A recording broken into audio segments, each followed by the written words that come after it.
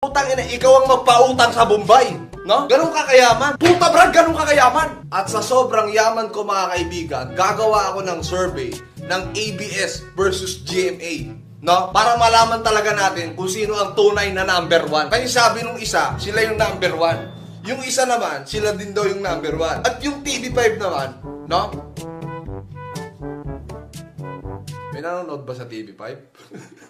So, ibig sabihin mga kaibigan, merong at least dalawa sa kanilang nagsisinungaling. Yun ang gusto kong malaman.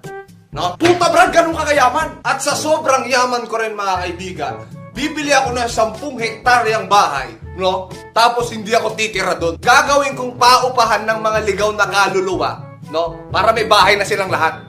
Ganun ako kayaman, boss. Tapos sa gilid ng bahay ko, magtatayo ako ng babuyan.